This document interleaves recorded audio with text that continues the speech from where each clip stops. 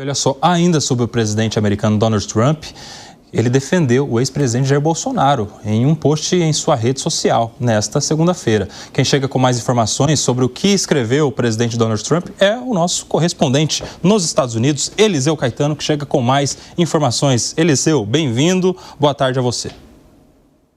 Oi, Nelson, muito boa tarde para você, para os nossos colegas debatedores, com um salve especial aí para o Bruno Musa. Bem-vindo à família Jovem Pan, viu, Bruno? E claro, muito boa tarde também para todo mundo que acompanha o nosso 3 em 1. Estamos ao vivo aqui, direto dos Estados Unidos, acompanhando os desdobramentos dessa fala polêmica, Kobayashi, de Donald Trump através de uma rede social. Vocês estavam há pouco aí debatendo o uso das redes sociais pelo atual presidente dos Estados Unidos como uma ferramenta onde ele traz informações oficiais, informações, na maioria das vezes, do próprio governo, de ações do governo. Ele tem utilizado cada vez mais essa artilharia digital para se mostrar, para falar com um público que não apenas está na televisão, que não apenas está através das rádios e dos jornais. Aqui nos Estados Unidos, jornal ainda é um veículo muito importante e tem muito público, mas cada vez mais através das redes sociais. A gente tem uma arte aí que nós separamos desse post onde ele defende Jair Messias Bolsonaro. E dizem aqui nos Estados Unidos, especialmente nos bastidores da Casa Branca, especialmente nos corredores do poder em Washington, que foi apenas a primeira de uma série de falas que vão acontecer ainda ao longo dessa semana. Ele disse o seguinte, abre aspas, deixem Bolsonaro em paz. Ele é um grande homem, fez um excelente trabalho como presidente e está sendo perseguido pelos mesmos radicais de esquerda que tentaram me destruir. O povo brasileiro deve decidir seu futuro nas urnas e não em tribunais aparelhados, escreveu Trump. Vale lembrar, né, que essa mensagem segue ainda rendendo uma ampla repercussão, especialmente entre os aliados de Bolsonaro. Inclusive, o filho do ex-presidente, do ex-líder brasileiro que mora aqui nos Estados Unidos, o deputado federal Eduardo Bolsonaro, ele mora aqui no estado da Flórida, de onde falamos ao vivo, e ele compartilhou essa postagem nas suas redes sociais com elogios ao republicano. Os outros filhos de Jair Bolsonaro seguiram o mesmo caminho e fizeram a mesma coisa. Aí no Brasil, a fala de Trump, como não poderia deixar de ser, rendeu bastante, repercutiu nos três poderes, especialmente depois da fala de Lula, né, rebatendo aí o que disse Donald Trump através das redes sociais. Inclusive, a gente tem uma outra arte que daí é o post de Bolsonaro, porque assim como o Lula, o atual presidente do Brasil, falou, o ex-presidente também veio a público falar que recebeu com muita alegria a nota do presidente Trump, que conviveu com ele por 2 anos e que sempre juntos defenderam os interesses dos povos, né, brasileiro e americano, e a liberdade de todos.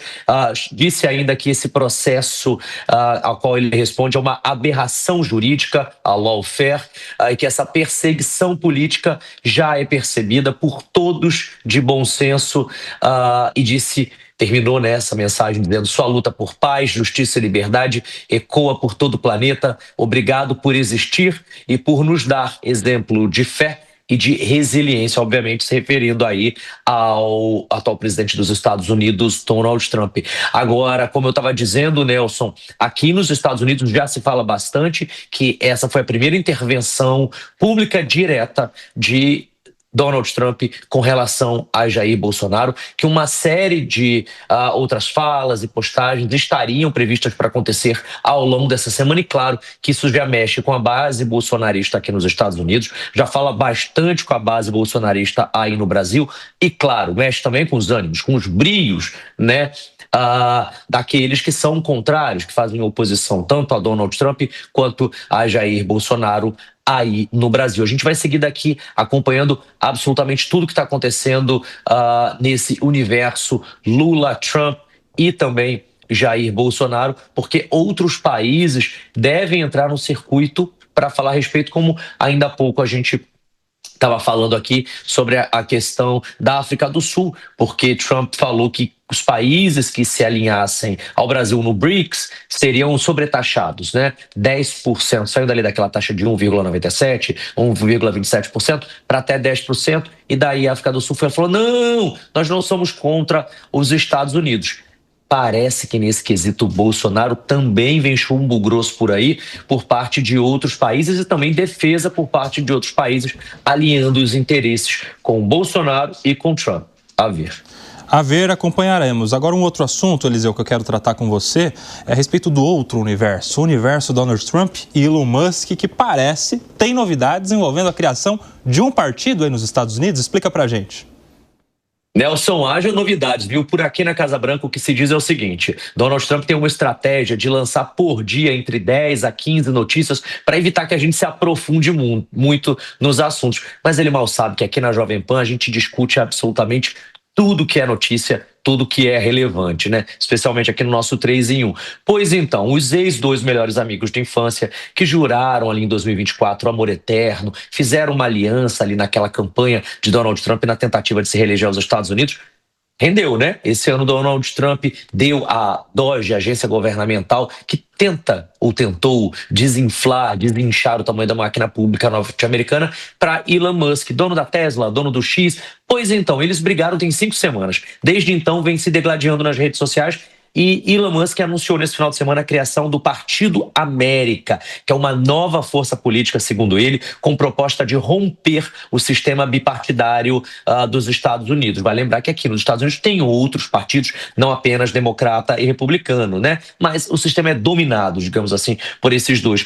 Em uma postagem no X, que contou com uma enquete com mais de 1 milhão de votos, Musk informou que cerca de 65% dos participantes declararam apoiar a ideia, e aí ele foi lá e fez o anúncio. Hoje, o Partido América foi formado para devolver a sua liberdade. Segundo ele, baseado em ideais de conservadorismo fiscal, o partido teria entre suas prioridades a redução do déficit, a regulação mínima, apoio à natalidade, modernização militar via inteligência artificial e liberdade de expressão. Porém, ainda não foi registrado formalmente e também tampouco tem uma liderança ou estrutura organizacional definida. É claro que essa iniciativa gerou reações imediatas, né? Como não poderia deixar de ser, Donald Trump classificou a criação de um terceiro partido como ridículo e afirmou que isso só vai trazer confusão ao país.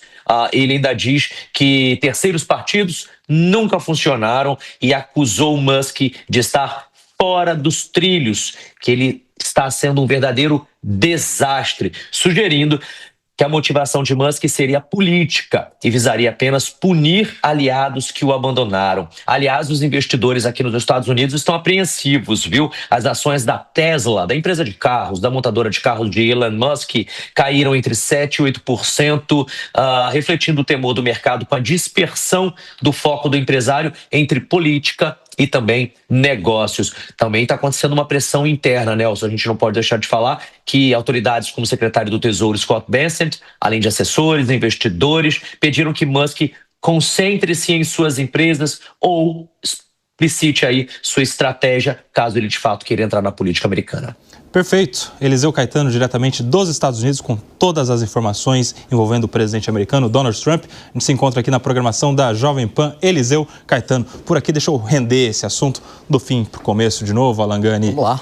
Um partido novo lá nos Estados Unidos, Partido da América, e fruto da briga dos ex-melhores amigos de infância, Donald Trump e Elon Musk. Está repercutindo no mercado, inclusive. Pois é, a lua de mel acabou e acabou cedo, né? Basicamente, o Elon Musk é aquele liberal clássico, eu diria que ele praticamente é um libertário, né? E ele tem uma visão muito diferente em relação à política econômica do Trump. Ele é a favor de uma redução drástica do déficit fiscal norte-americano. E isso passa por uma redução forte do gasto público.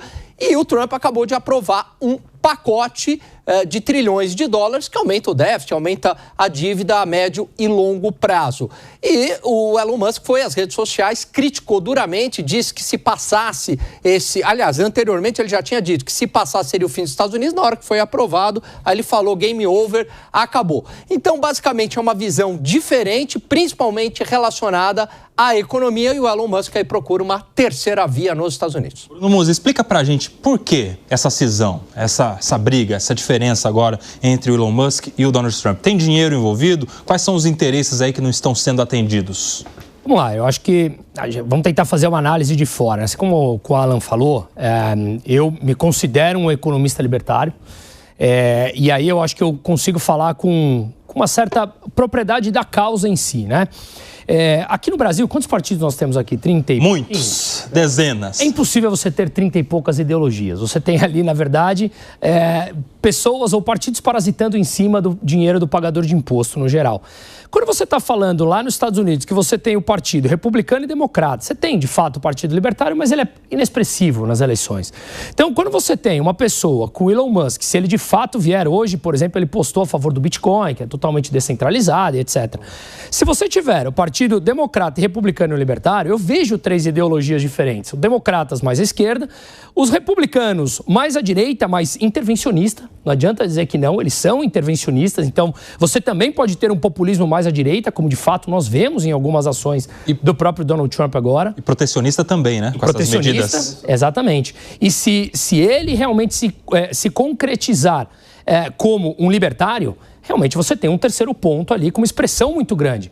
Com as ideias, de novo, concorde ou não, é importante conhecer ideias diferentes daquelas convencionais que sempre nos ensinaram. Se você ouvir e depois discordar, tá tudo bem, mas discordar entendendo com o que você está concordando ou discordando. Veja, as ideias, por exemplo, do próprio Milei, que é libertário, estão sendo expostas por vários países no mundo. Você tem agora, por exemplo, as eleições no Chile, que será esse ano, que está disputando pau a pau com eu não lembro o nome da senhora de esquerda, e o Cast, que é também libertário. Então você vê novos fatos sendo consumados, e eu acredito que a tecnologia, ela impulsiona essas ideias. As pessoas começam a perceber que não precisam mais daquelas instituições burocráticas estatais para resolver os seus problemas. Por exemplo, cartório. As pessoas olham e falam, não preciso mais. Então, fazendo o link com o Elon Musk, eu acredito que se ele realmente vier a público formando esse partido, America's Party, né? E ele de fato vier com ideias libertárias de pró-mercado, pró-abertura, meritocracia, etc., enfim, mercado verdadeiramente aberto, eu acho que ele tem um amplo espaço de crescimento. Repito e finalizo, independente se você concorda ou não com as minhas ideias de ser um economista libertário, mas conheça ideias diferentes das convencionais que te ensinaram a vida inteira. O Piperno está havendo uma onda libertária no mundo, é isso? O Piperno embarcou já, né? Tá nessa também, Piperno? E aí? Eu acho que é o processo de conversão? Eu acho que o final de semana talvez tenha alterado. Não, acho que tenha alterado, por exemplo, a lucidez de Alan Gani, né? Porque não é o caso, né, senhor Alan Gani? Sabe disso, né? Mas o Alan é meu amigo, sabe disso. Mas, olha, o fato é o seguinte. Há muita coisa envolvida nisso, né? E é óbvio que também ainda é muito prematuro para a gente imaginar se essa nova iniciativa de Elon Musk terá ou não sucesso. Nos Estados Unidos foram muitos os momentos da história em que surgiram tentativas aí de uma terceira via, lá atrás, por exemplo, em 1912. Theodore Roosevelt, que já tinha sido presidente por 8 anos, tentou se tornar essa terceira via, né? Ele, que era um quadro do Partido Republicano, criou lá uma outra sigla, disputou a eleição, ficou em segundo, né? Naquela o Partido Republicano ficou em terceiro, mas não foi avante. Logo o seu partido foi desfeito. Por exemplo, no final dos anos 60, o ultraconservador, governador Wallace, ele também tentou se lançar, governador do Alabama, era uma candidatura mais à direita, chegou até a ganhar alguns poucos estados, atrapalhou, mas de qualquer forma também foi algo bastante fugaz. Quando Bill Clinton se elegeu presidente, o bilionário Ross Perot se lança como uma terceira via, e há quem diga, os republicanos juram isso, né, que Perot, na verdade, acabou atrapalhando o então presidente Bush, que tentava a reeleição. E por quê? Porque acabou dividindo, de certa forma, os eleitores republicanos. E aí, senhor Alan Gani, o senhor que conhece tão bem os Estados Unidos, está sempre lá, você imagina o seguinte, eleições do ano que vem, as midterms. Teve, nessa última, houve lá, por exemplo, um distrito na Califórnia que foi decidido por menos de 200 votos. Você imagina um partido desse aí, como Terceira Via, tirando mais votos, eventualmente, do Partido Republicano, se não é um motivo para a preocupação do presidente Trump. Mesmo que um candidato desse partido do Musk, né, ele tenha, 3, 4%... Para o presidente Trump... É uma preocupação. Isso é uma preocupação, claro, sem dúvida nenhuma. É um concorrente a mais de peso no exatamente, jogo. do lado político dele. Bem observado, hein? Esse olhar clínico do Fábio Piperno... Só complementando o que o Piperno falou, o Koba, na direita, nos Estados Unidos, há uma grande briga hoje, né? Você tem aqueles apoiadores do MAGA e que são diferentes dos neocons, que dizem o seguinte: olha, os Estados Unidos tem que se preocupar com a sua economia interna, não tem que se meter em conflito geopolítico e tem que reduzir o seu déficit. E você tem aqueles neocons, né, que é os falcões lá, que o Piperno outro dia citou, que basicamente é os Estados Unidos mais intervencionista no mundo, só que isso também significa mais gastos militares. E aí o Elon Musk vem justamente nessa lacuna. Ô Zé Maria Trindade, eu quero trazer outro assunto com você também, que nos trouxe o Eliseu Caetano, que foi a manifestação também nas redes sociais, o presidente americano dando um aceno ao ex-presidente brasileiro aqui, o Jair Bolsonaro, falando de perseguição. Como é que você vê essa manifestação do Donald Trump em relação ao oponente direto do presidente Lula? Era uma manifestação aguardada, esperada, né? Eu conversei com fontes daqui da Embaixada dos Estados Unidos, no Brasil. Eles me disseram da proximidade do Eduardo Bolsonaro com a família do presidente Donald Trump. Me disseram assim, que no governo, interferência no governo, não. Mas o apoio, isso seria possível. Então, era esperado, né? E houve reações por aqui. O próprio presidente Lula fala da história de intervenção, não intervenção. A ministra Gleisi Hoffmann também falou sobre a autonomia do judiciário e tal, das definições legais aqui.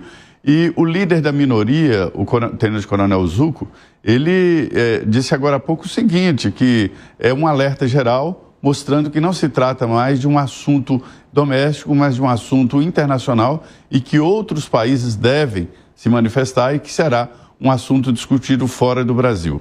Não é segredo para ninguém que o filho do ex-presidente, né, o deputado licenciado Eduardo Bolsonaro, se autoexilou nos Estados Unidos exatamente para fazer esse trabalho externo.